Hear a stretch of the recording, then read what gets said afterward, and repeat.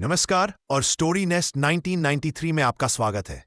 आज हम एक ऐसी किताब की गहराई में उतरने वाले हैं जिसने भारतीय इतिहास और विचारों पर अपनी गहरी छाप छोड़ी है। हम बात कर रहे हैं महान क्रांतिकारी शहीद भगत सिंह द्वारा लिखे गए कालजयी लेख मैं नास्तिक क्यों हूं की, जिसे अंग्रेजी में वाई आई एम एथियस्ट के नाम से जाना जाता है। किताब का कवर स्क्रीन पर दिखाई दे सकता है। क्या ईश्वर का अस्तित्व है? क्या धर्म सिर्फ इंसानी कमजोरी है? भगत सिंह ने लाहौर सेंट्रल जेल में रहते हुए इन गंभीर सवालों पर अपने तर्कों और विचारों को बिना किसी डर के कागज पर उतारा था। आज के इस एपिसोड में हम जानेंगे कि क्यों एक 23 साल के युवा ने फांसी से पहले ईश्वर को अस्वीकार करने का इतना बड़ा साहस दिखाया। यह महज एक लेख नहीं है, यह तर्कों की एक मशाल है जो हमें सोचने पर मजबूर करती है। तो अपनी सीट की पेटी बांध लीजिए, क्योंकि स्टोरी नेस्ट 1993 के इस सफर में हम भगत सिंह की वैचारिक क्रांति को नजदीक से समझेंगे। तैयार हो जाइए इस जबरदस्त और विचारोत्तेजक चर्चा के लिए। चलिए शुरू करते हैं। मैं नास्तिक क्यों हूं? लेखक एक तर्कबुद्धि का पथिक। प्रस्तावना। एक प्रश्न की उत्पत्ति। यह प्रश्न मैं नास्तिक क्यों हूं एक साधारण पूछताछ से कहीं अधिक है। यह मेरे अस्तित्व का, मेरे ब्रह्मांड में सार निष्कर्ष है जिनसे मेरा सामना जीवन भर हुआ। यह कोई अचानक आया हुआ निर्णय नहीं, बल्कि एक लंबी, कठिन और कभी-कभी एकाकी यात्रा का परिणाम है। इस पुस्तक का उद्देश्य किसी की आस्था को ठेस पहुंचाना नहीं, बल्कि उन विचारों को एक क्रमबद्ध रूप में प्रस्तुत करना है जिन्होंने अंततः मुझे इस मार्ग पर अग्रसर किया। भारत जैसे देश में, जहां धर्म और आध्यात्मिकता सांस्कृतिक ताने बाने का अभिन्न अंग है, नास्तिकता को अक्सर एक विद्रोह, एक अशिष्टता या एक आध्यात्मिक शून्यता के रूप में देखा जाता है। मैं इसे उससे भिन्न देखता हूं। मेरे लिए नास्तिकता जीवन के प्रति एक सकारात्मक, जिम्मेदार और विस्मय से भरी दृष्टि है। ये दिव्य हस्तक्षेप के बिना मानवीय क्षमता और प्रकृति के जटिल नियमों में निहित सुंदरता को स्वीकार करने का एक तरीका है। यह कहानी केवल मेरी ही नहीं है, यह उन सभी की कहानी है जो पूछते हैं, संदेह करते हैं और सत्य को केवल इसलिए स्वीकार नहीं करते क्योंकि वह सदियों से चला आ रहा है। यह उनकी भी आवाज है जो चुपचाप अपने मन में इन प्रश्नों को दबाए रखते हैं, शायद डर के मारे या सामाजिक प्रताड़ना के भय से। यह पुस्तक उनके लिए एक साहचर्य की भावना है। अध्याय 1। बचपन का स्वर्ग और प्रश्न चिन्ह। मेरा बचपन एक सामान्य धार्मिक परिवेश में बीता। सुबह शाम की पूजा, त्योहारों की रौनक, मंदिरों की घंटियों की ध्वनि और देवी देवताओं की कहानियां मेरे डेली लाइफ का हिस्सा थीं। उस उम्र में ईश्वर एक दयालु दाढ़ी वाले बुजुर्ग की तरह थे जो बादलों के ऊपर बैठे थे, हमारे अच्छे बुरे कर्मों का हिसाब रखते थे और आवश्यकता पड़ने पर हमें बचाने आते थे। यह एक सुखद, सुरक्षित और रंगीन दुनिया थी। लेकिन धीरे धीरे प्रश्न उठने लगे।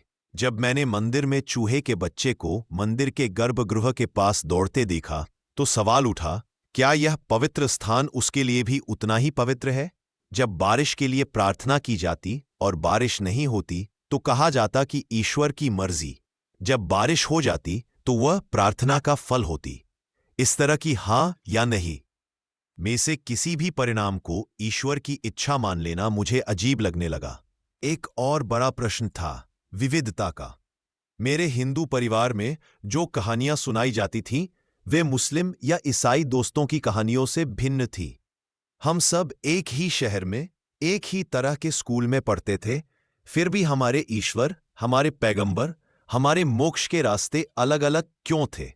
अगर ईश्वर एक है और वह सभी मनुष्यों से प्रेम करता है, तो उसने अपने बारे में इतनी भ्रांतियां और अकराव क्यों पैदा कर दिए? क्या यह संभव नहीं कि ये सभी कहानियां मानव निर्मित हैं, जो अलग अलग भूगोल और संस्कृतियों में विकसित हुई हैं? बचपन का स्वर्ग धीरे धीरे प्रश्न चिन्हों के बादलों से घिरने लगा। अध्याय 2। विज्ञान का प्रकाश और अंधविश्वास का अंधकार। किशोरावस्था में जब विज्ञान की शिक्षा ने गहराई पकड़ी तो मेरी दुनिया एकदम बदल गई। विज्ञान ने कैसे हाउ का उत्तर दिया, जबकि धर्म केवल क्यों का उत्तर, और वह भी अक्सर अतार्किक उत्तर। विज्ञान ने ब्रह्मांड की उत्पत्ति का सिद्धांत दिया, बिग बैंग। यह कोई जादू नहीं, बल्कि ऊर्जा और पदार्थ के नियमों पर आधारित एक विशाल, सुनिश्चित घटना थी। इसकी भव्यता और सरलता ने मुझे झकझोर दिया।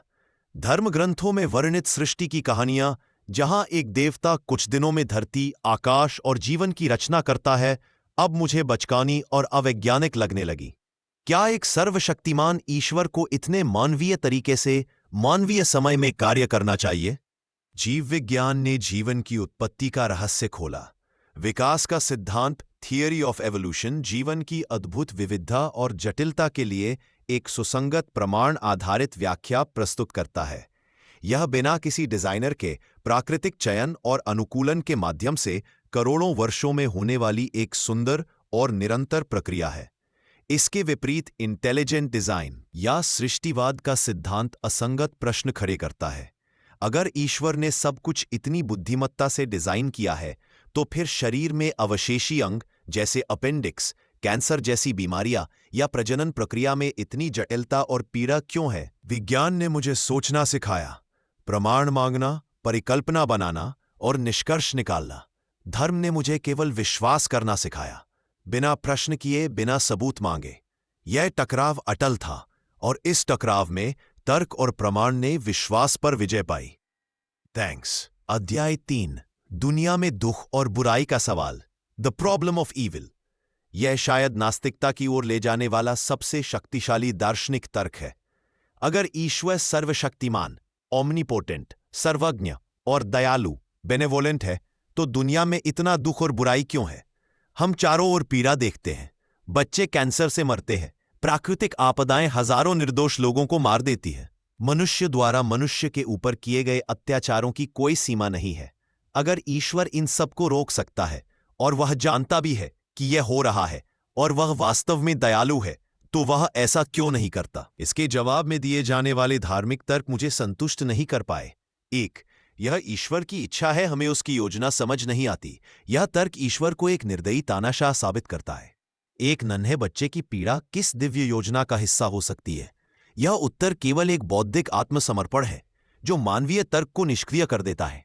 2, यह मनुष्य के फ्री विल, स्वतंत्र इच्छा का परिणाम है। यह तर्क प्राकृतिक दुख जैसे बीमारी, भूकंप की व्याख्या नहीं करता। और मानव जनित बुराई के लिए भी, अगर एक पिता अपने बच्चे को बलात्कारी के हाथों में पीड़ित होते देख सकता है और रोक सकता है, लेकिन फ्री विल का सम्मान करने के नाम पर नहीं रोकता, तो क्या वह पिता दयालु कहलाने का हकदार है?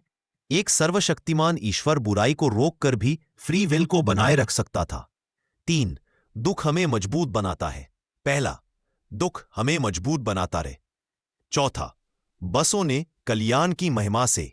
एकांत, दुख, बसों ने कुमार की महिमा से। 1, मन, दुख हमें मजबूत बनाता है जो मानवीय तर्क को उठा कर देता है। 2, दुख हमें समृद्ध करता है। 2, समृद्ध करता है। सबसे सरल और तार्किक व्याख्या यह प्रतीत होती है कि कोई सर्वशक्तिमान, सर्वज्ञानी, दयालु ईश्वर है ही नहीं। दुख और बुराई इस बात का प्रमाण है कि प्रकृति निरपेक्ष है और जीवन विकासवादी संयोग और प्राकृतिक नियमों का उत्पाद है, न कि किसी दिव्य योजना का। अध्याय 4, धर्मग्रंथ मानवीय रचना के प्रमाण। जब मैंने बड़े होकर अपने अपने धर्मों के मूल ग्रंथों को पढ़ना शुरू किया, वेद, उपनिषद, बाइबल, कुरान के अंश, तो मुझे उनमें ईश्वर का नहीं बल्कि मनुष्य का स्वर सुनाई दिया। ये ग्रंथ उस समय की सामाजिक, नैतिक और वैज्ञानिक समझ को दर्शाते हैं। इनमें ऐसी बातें हैं जो आज के नैतिक मानदंडों के विपरीत हैं। बाइबल में गुलामी को स्वीकार किया गया है, स्त्रियों को पुरुषों के अधीन बताया गया है, मनुस्मृति में वर्ण व्यवस्था को दैवीय ठहराया गया है, कुरान में काफिरों के प्रति हिंसा के आदेश हैं। अगर ये ग्रंथ वास्तव में एक सर्वज्ञ, सर्वशक्तिमान और दयालु ईश्वर के वचन है, तो उनमें ऐसी अमानवीय और पुरातन बातें क्यों है? क्या ईश्वर गुलामी का समर्थन करता था? क्या वह स्त्रियों को पुरुषों से कमतर मानता है? क्या वह एक तटीक समूह के लोगों से घृणा करता है? इसका एकमात्र तार्किक उत्तर यही है कि ये ग्रंथ उन विशेष ऐतिहासिक और सांस्कृतिक संदर्भों में लिखे गए थे और इनमें उस समय के मानवीय पूर्वाग्रह, अज्ञान और राजनीतिक एजेंडे शामिल है। इन्हें दैवीय मानने के बजाय इन्हें ऐतिहासिक दस्तावेजों के रूप में पढ़ना अधिक उचित है। इसके अलावा इन ग्रंथों में वैज्ञानिक त्रुटियां भी स्पष्ट हैं। पृथ्वी को समतल बताया गया है, आकाश को एक ठोस गुंबद, सूर्य और चंद्रमा को देवता। अगर ये ईश्वर के वचन हैं तो उनमें बुनियादी वैज्ञानिक तथ्यों में गलतियां क्यों हैं? अध्याय 5, ईश्वर की अवधारणा, एक मानव केंद्रित दृष्टिकोण। मैंने महसूस किया कि मनुष्य ने ईश्वर को अपने ही छवि में गढ़ा है। हम एक ऐसे ईश्वर की कल्पना करते हैं जो हमारी तरह सोचता है, हमारी तरह भावनाएं रखता है, हमारी तरह इनाम और सजा देता है। हिंदू धर्म में ईश्वर के 33 करोड़ रूप हैं। यह बहुलवाद और सहनशीलता का प्रतीक भी हो सकता है, लेकिन यह इस बात का भी संकेत है कि मनुष्य ने अपनी हर आवश्यकता और भावना के लिए एक देवता की रचना कर ली है। ज्ञान के लिए सरस्वती, धन के लिए लक्ष्मी, शक्ति के लिए दुर्गा।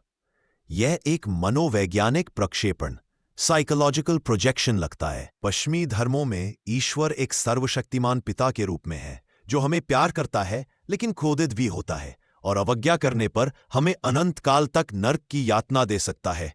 यह मानवीय पारिवारिक संरचना और शासन प्रणाली का ही एक विस्तारित रूप है। क्या यह संभव नहीं कि अगर कोई दिव्य सत्ता हो भी तो वह हमारी समझ और धारणा से पूरी तरह परे हो? जिस तरह एक चींटी मानव सभ्यता की जटिलताओं को नहीं समझ सकती, उसी तरह हमारा सीमित मस्तिष्क एक सर्वव्यापी अनंत सत्ता को कैसे समझ सकता है? फिर उसके बारे में इतने निश्चित और मानवीय क्लेम्स करना अहंकार नहीं तो और क्या है? अध्याय 6, नैतिकता का स्रोत, ईश्वर या मानवता।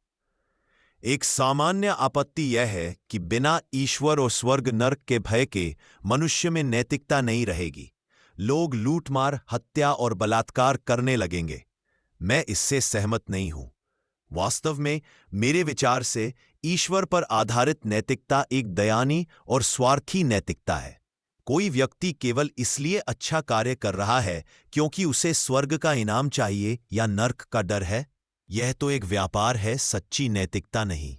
सच्ची नैतिकता सहानुभूति, एम्पैथी, तर्क और सामाजिक अनुबंध, सोशल कॉन्ट्रैक्ट से पैदा होती है।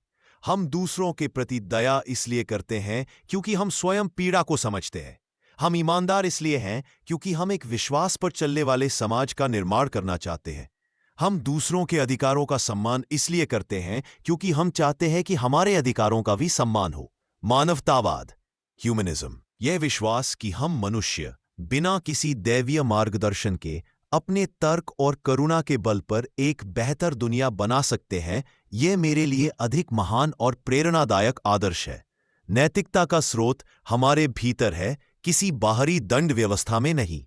अध्याय 7, व्यक्तिगत अनुभव और आध्यात्मिकता। कई लोग कहते हैं मैंने ईश्वर का अनुभव किया है। मैं उनके अनुभव को नकारता नहीं हूं। मानव मस्तिष्क एक शक्तिशाली और रहस्यमय अंग है। यह गहन ध्यान, प्रार्थना या भावनात्मक उथल-पुथल की स्थिति में असाधारण अनुभव पैदा कर सकता है। शांति, एकता, आनंद या यहां तक कि दृश्य और ध्वनियां। लेकिन क्या इन अनुभवों का स्रोत ईश्वर ही होना चाहिए? न्यूरोसाइंस हमें बताती है कि ये अनुभव मस्तिष्क में विशेष रासायनिक और विद्युत सक्रियता के कारण होते हैं। भारत के योगी और बौद्ध भिक्षु जो ईश्वर में विश्वास नहीं रखते, वे भी ध्यान के माध्यम से ऐसी ही शांति और आनंद की अवस्था प्राप्त करते हैं। इसलिए एक आध्यात्मिक अनुभव को सीधे किसी दैवीय सत्ता का प्रमाण मान लेना एक तार्किक छलांग है। यह मनुष्य की अपनी चेतना की शक्ति का प्रमाण है, ईश्वर का नहीं। मैं प्रकृति की सुंदरता, संगीत की मधुरता या मानव प्रेम की गहराई से प्रभावित होता हूं, लेकिन मैं इन्हें किसी ईश्वर की देन नहीं बल्कि प्रकृति और मानव अस्तित्व के अद्भुत संयोग का हिस्सा मानता हूं। अध्याय 8, नास्तिकता का अर्थ, शून्यता नहीं, पूर्णता। लोग अक्सर नास्तिकता को एक निराशावादी, उदास और निरर्थक दृष्टिकोण समझते हैं। उन्हें लगता है कि बिना ईश्वर के जीवन का कोई उद्देश्य नहीं रह जाता। मेरे लिए यह ठीक इसके विपरीत है। नास्तिकता ने मुझे जीवन का सबसे गहरा उद्देश्य और मूल्य दिया है। सीमित समय की कीमत। अगर यही एक जीवन है तो इसका हर पल अनमोल है। मृत्यु के बाद की काल्पनिक सुख सुविधाओं के लिए इस जीवन को नष्ट करने का कोई मतलब नहीं है। हमें इसी जीवन में, इसी धरती पर खुशी, प्रेम और अर्थ ढूंढने हैं। व्यक्तिगत जिम्मेदारी। कोई ईश्वर हमारी प्रॉब्लम्स फिक्स नहीं करेगा। अगर दुनिया में बुराई है तो उसे दूर करना हमारी जिम्मेदारी है। अगर गरीबी, भूखमरी, युद्ध है तो उनके लिए हम ही जिम्मेदार हैं और हमें ही उनका समाधान निकालना है। यह जिम्मेदारी भारी है, लेकिन यह हमें सशक्त भी बनाती है। विस्मय और जिज्ञासा। ब्रह्मांड अपने आप में इतना विशाल, रहस्यमय और सुंदर है कि उसे किसी देवता की आवश्यकता नहीं है। एक तारे का जन्म, एक फूल की संरचना, मानव मस्तिष्क की जटिलता, ये सब हमारी जिज्ञासा और विस्मय के लिए पर्याप्त है। विज्ञान हमें इसकी व्याख्या करना सिखाता है, और यह व्याख्या किसी चमत्कार से कम आश्चर्यजनक नहीं है। मानवीय एकता। नास्तिकता के दृष्टिकोण से हम सब एक हैं। हम सब सितारों की धूल, स्टारडस्ट के बने हैं। एक ही विकासवादी पेड़ की शाखाएं हैं। हमारे बीच कोई चुना हुआ समुदाय नहीं है। यह दृष्टिकोण सभी मनुष्यों के प्रति सम्मान और एकता की भावना को बढ़ावा देता है। अध्याय 9। सामाजिक चुनौतियां और एक नास्तिक का जीवन। भारत जैसे सामूहिक समाज में नास्तिक होना आसान नहीं है। यह एक सतत संघर्ष है। पारिवारिक दबाव। परिवार के धार्मिक रिचुअल्स में भाग न लेना अक्सर तनाव का कारण बनता है। उन्हें लगता है कि मैं अपनी संस्कृति और परंपराओं का अपमान कर रहा हूं, जबकि मैं केवल अपनी बौद्धिक ईमानदारी बनाए रखना चाहता हूं। सामाजिक कलंक। नास्तिक को अक्सर नैतिकताहीन, भटका हुआ या अधर्मी समझा जाता है। लोग विश्वास नहीं करते कि बिना ईश्वर के भी कोई अच्छा इंसान हो सकता है। राजनीतिक पहचान। आजकल धर्म और राष्ट्रवाद गहरे जुड़ गए हैं। नास्तिक होना अक्सर राष्ट्र विरोधी या पश्चिमी होने का लेबल लगवा देता है। इन चुनौतियों के बावजूद मैंने अपने तरीके ढूंढ लिए हैं। मैं परिवार के साथ त्योहारों में शामिल होता हूं, लेकिन उनके सांस्कृतिक और सामाजिक पहलू के रूप में, न कि धार्मिक अनुष्ठान के रूप में। मैं उन लोगों के साथ जुड़ता हूं जो मेरे जैसा सोचते हैं और ऑनलाइन कम्युनिटीज में सहयोग पाता हूं। सबसे महत्वपूर्ण बात, मैंने सीख लिया है कि दूसरों को बदलने की कोशिश किए बिना शांतिपूर्वक और दृढ़तापूर्वक अपने विचारों पर कायम रहा जा सकता है। निष्कर्ष। एक आशावादी अविश्वास। इसलिए मैं नास्तिक हूं। मैं नास्तिक हूं क्योंकि मैं तर्क और प्रमाण में विश्वास रखता हूं। मैं नास्तिक हूं क्योंकि मैं दुनिया में मौजूद पीड़ा को देखता हूं और उसके लिए एक दयालु ईश्वर को जिम्मेदार नहीं ठहरा सकता। मैं नास्तिक हूं क्योंकि मैं मानवीय नैतिकता की शक्ति में विश्वास रखता हूं। मैं नास्तिक हूं क्योंकि मुझे इस एक जीवन की, इस ब्रह्मांड की और मानवता की क्षमता में गहरा प्रेम और विस्मय है। यह कोई अंतिम सत्य नहीं है, बल्कि मेरी वर्तमान समझ है। विज्ञान की तरह मैं नए एविडेंस के आधार पर अपने विचार बदलने के लिए तैयार हूं। अगर कल कोई ठोस, सत्यापन योग्य प्रमाण मिलता है कि कोई दैवीय सत्ता है, तो मैं उसे स्वीकार करूंगा, लेकिन अब तक ऐसा कोई प्रमाण नहीं मिला है। मेरी नास्तिकता निराशा से उपजी निरर्थकता नहीं, बल्कि जिज्ञासा से उपजा एक आशावादी अविश्वास है। यह एक कॉल टू एक्शन है, इसी जीवन को, इसी धरती को और एक दूसरे को पूरी मानवीय क्षमता के साथ प्यार करने और सुधारने का। मैं किसी स्वर्ग की प्रतीक्षा नहीं कर रहा। मैं इसी पल में जी रहा हूं और इसी धरती को अपने और सबके लिए एक बेहतर स्वर्ग बनाने की कोशिश कर रहा हूं।